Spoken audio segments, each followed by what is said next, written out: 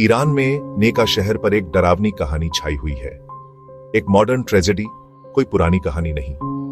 कहते हैं कि अतीफेह रजावी सालेह की 16 साल की लड़की की आत्मा सड़कों पर भटकती है, एक मासूमियत के धोखे का भूत। उसकी कहानी एक गहरा घाव है जो एक ऐसे समाज को दिखाती है जहां क्रूर कानून अपने ही बच्चों पर कहर ढाते हैं। अतीफेह का नसीब एक ऐसे सिस्टम का आईना है जो पीड़ितों को सजा देता है और शिकारियों को बचाता है। 2004 में उसे फांसी देना सिर्फ एक जिंदगी का अंत नहीं था, बल्कि एक मैसेज था, विरोध, यहां तक कि एक सताए हुए बच्चे से भी कुचल दिया जाएगा। फिर भी उसकी कहानी दुनिया भर में गूंजती है, जुल्म के खिलाफ एक प्रतिरोध का सिंबल। अतीफेह को याद करना एक बगावत का काम है, एक ऐसी दुनिया के लिए लड़ने का वादा जहां न्याय कमजोरों की रक्षा करता है। उसकी याद एक ऐसा नैतिक दाग है जिसे ईरान कभी धो नहीं पाएगा। अतीफेह की जिंदगी शुरू से ही ट्रेजेडी से भरी थी। उसकी मां एक कार एक्सीडेंट में नहीं रही, उसका भाई डूब गया, उसके पिता एडिक्शन में डूब गए। अनाथ होकर उसे सख्त दादा दादी के पास भेज दिया गया, जहां परंपराओं से बंधे घर में उसे ज्यादा सुकून नहीं मिला। नेका में उसकी इंटेलिजेंस और स्पिरिट को बगावत समझा गया। कमजोर और अकेली वह अली दाराबी का निशाना बन गई, एक ताकतवर आदमी जिसने उसके अकेलेपन का फायदा उठाया। दाराबी का एब्यूज लगातार था, उसकी धमकियों ने उसकी मदद के लिए चीखों को खामोश कर दिया। परिवार और कम्युनिटी उसकी तकलीफ को देख नहीं पाए, बल्कि उसे ही इल्जाम दिया। समाज के अंधेपन ने उसके टॉर्चर करने वाले को आजादी से काम करने दिया। अतीफेह को सबने छोड़ दिया था, उसकी गुहारें अनसुनी रह गईं, उसकी किस्मत खामोशी से तय हो गई। जब अधिकारियों ने आखिरकार अतीफेह पर ध्यान दिया, तो उसे पवित्रता के खिलाफ अपराधों के लिए अरेस्ट करने के लिए, न कि उसके एब्यूज की इन्वेस्टिगेशन करने के लिए।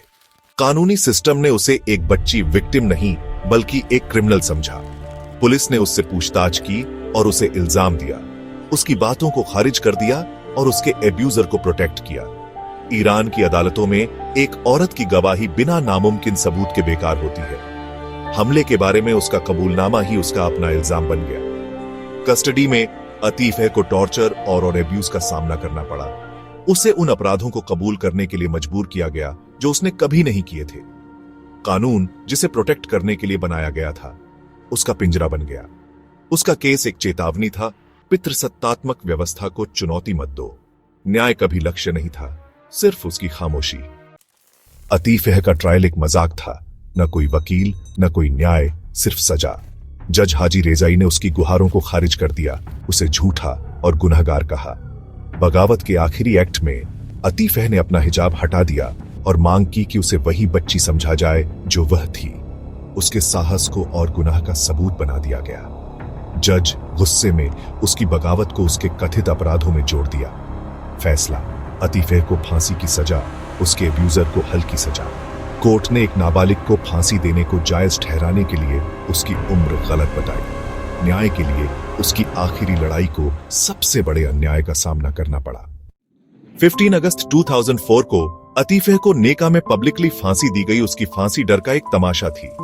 जज ने खुद कुर्सी को हटा दिया, उस बच्ची की जिंदगी खत्म कर दी जिसे सबने धोखा दिया था।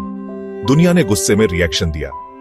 ह्यूमन राइट्स ग्रुप्स ने ईरान के इंटरनेशनल लॉ के उल्लंघन की निंदा की। उसकी उम्र गलत बताकर अपने क्राइम को छिपाने की सरकार की कोशिश नाकाम हो गई। अतीफेह की कहानी दमनकारी शासनों के तहत अनगिनत लड़कियों द्वारा झेली गई क्रूरता का प्रतीक बन गई। उसका केस अनोखा नहीं है, कई लोग खामोश रहते हैं, उनकी कहानियां अनकही रहती हैं। हमें अतीफेह को याद रखना चाहिए, सिर्फ दुख में नहीं, बल्कि एक्शन में, उन लोगों का सपोर्ट करते हुए जो न्याय के लिए लड़ते हैं। उसकी याद एक ऐसी दुनिया की मांग करती है जहां किसी बच्चे को फांसी के फंदे तक न ले जाया जाए और न्याय एक पूरा किया गया वादा हो।